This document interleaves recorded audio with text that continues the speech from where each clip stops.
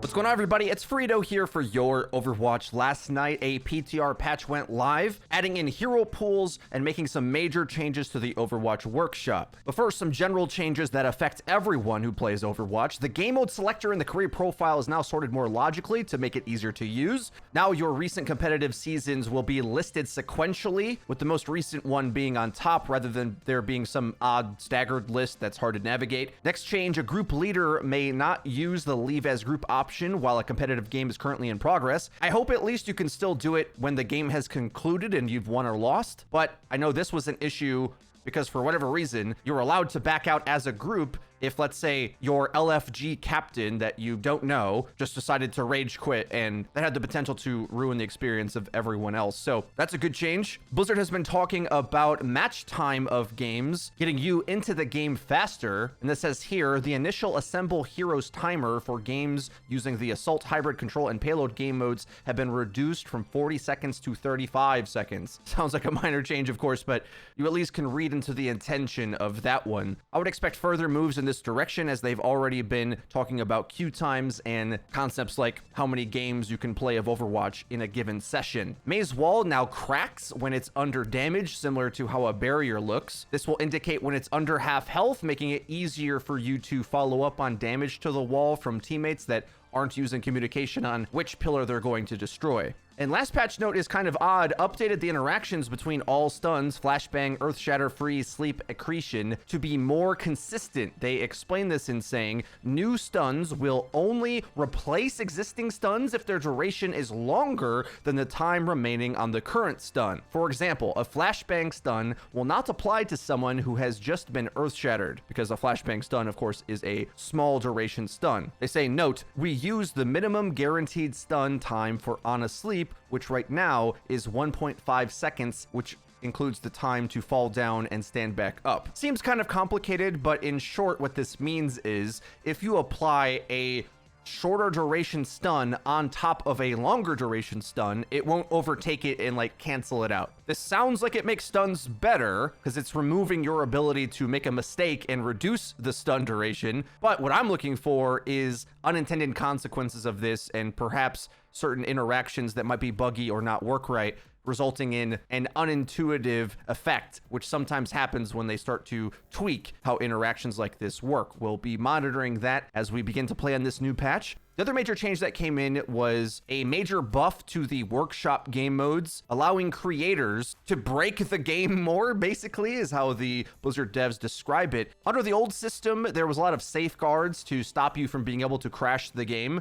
And in short, new options will allow workshop developers to have a much more powerful impact on how they manipulate the game of Overwatch. But with great power comes great responsibility, and now the game is more likely to crash. Along with this, if you're an Overwatch Workshop fan or play the modes during queuing for quick play or competitive, there now will be 3 new Workshop mode maps in order to replace the need for this sort of wonky areas of maps that Workshop game modes have been using currently. So this first one is the Expanse, with a rather beautiful skybox, but the effect this has on your field of view and vision away from targets is kind of trippy, but there's lots of things that you could do with this. This is technically the largest map in Overwatch. The next one is the Workshop Island, which is a checkered platform and basically a smaller version of the Expanse. And last is the Overwatch Chamber, which you can just bet that Tiny Overwatch will be played in here, as well as perhaps the headshot game modes. But depending on which one you prefer, if you want ring outs, beautiful scenery, or walls to lock everybody in, you would imagine that most of the Overwatch queuing game modes would get swapped over to these new maps Blizzard has given us so that we have prettier visuals while playing those modes. Now, also onto the PTR was the institution of hero pool rotations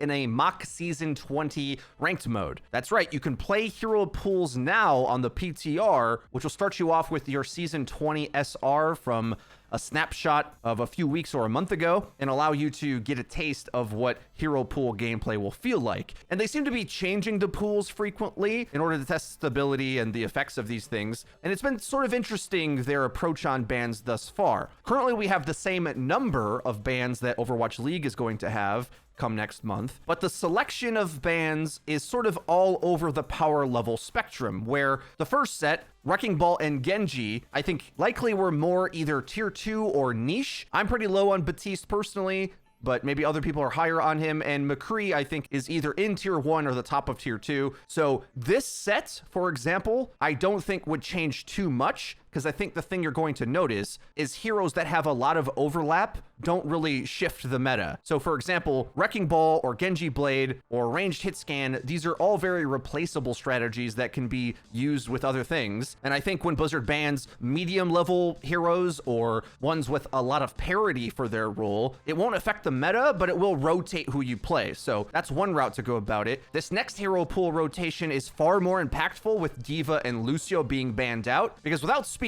dive tanks dominate Reinhardt because they just ignore him, right? You could play Wrecking Ball Winston and jump past him, but there's sort of an internal logic going on where with D.Va going out, they also ban Pharah because otherwise she's probably too good, and Soldier, who cares, like he's middle of the road. This kind of ban would be really interesting and would give us, I think, either one of two things. Either a double barrier meta propped up by Mei and maybe anti-dive characters, or just straight up dive mobility that doesn't need Lucio to gain speed and positional advantages. So kind of a cool glimpse into the types of bans Blizzard is looking to do. And my initial reaction is still pretty positive, actually. Remembering that any ban set would happen for a week, it'll be interesting to see if they go with this same strategy of targeting a mix of power levels so that we rotate the types of play we see. Last up, I want to talk about the Overwatch League weekend kicking off on Saturday to celebrate the old GOATs meta, as well as maybe Brig coming back in the meta now,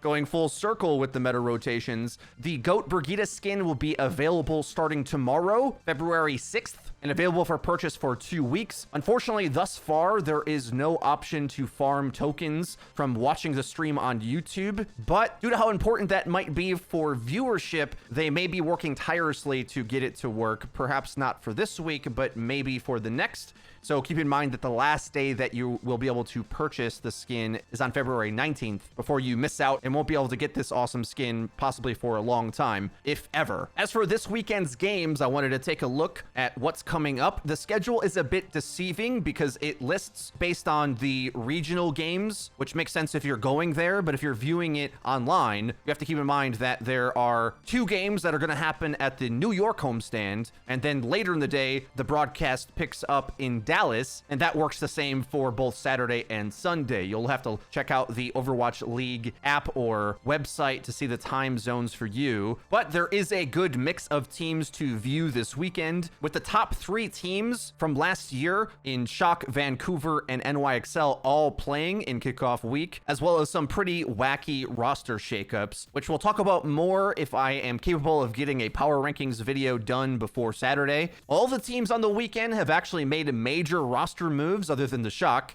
many of which will come up this weekend. The highlight for me, though, is Fissure being the sole main tank player on the Vancouver Titans. Yes, they kicked out Bumper in place of Fissure, a player who has reached incredibly high highs, but also has probably one of the most checkered pasts of any player, most recently coming out of, quote, retirement from the Seoul Dynasty to now get in a matchup up against the former team, LA Gladiators, where the drama internally drove him to bench himself, kind of dooming the Gladiators' potential run in the playoffs in Season 1, who blew a 1-series advantage to the London Spitfire to get rolled back, and of course that team went on to win the whole thing. So you'd think the Gladiators organization is pretty upset with Fissure, not a huge fan, and at least for the drama alone, that one will be interesting. Well guys, this could be everything for today's video. I wanted to shout out our most recent ClickHeads vid, which I think is a good representation of the level of energy and spice that we are looking to have with the new project. Not for the faint of heart. In this video, Eddie takes down EA and some of the nonsense things they've said about single player games and their whole attitude to just draining the maximum amount of money from consumers, trying to avoid making quality products at every turn. So a much more brutal stance than we take often on this channel. Even with that being the case, I'm sure many of you will enjoy it. So if you'd like to see Eddie clown on EA, head over to ClickHeads. You can click the card on screen or check it out linked in the description and the comments. That's been it for me, guys. It's been Frito for your Overwatch. We'll see you guys next time. And there's a very good reason for that. Single-player games are hard to cram full of bullshit. Lord knows people have tried. Shadow of Mordor, I'm looking at you here. But generally, players are not thrilled to partake in the worst sins of modern gaming in their single-player games. What they want out of single-player experiences is actually to escape from all that noise. This is why I chuckle to myself with disbelief every time a good game exceeds expectations. Horizon Zero Dawn apparently came out of nowhere, but ask yourself, did it really? Or was it just a good game that picked up real gamer credit naturally? There are in fact too many massive single player games in recent memory to mention. Actually, screw that, let's have a think off the top of my very shiny bald head.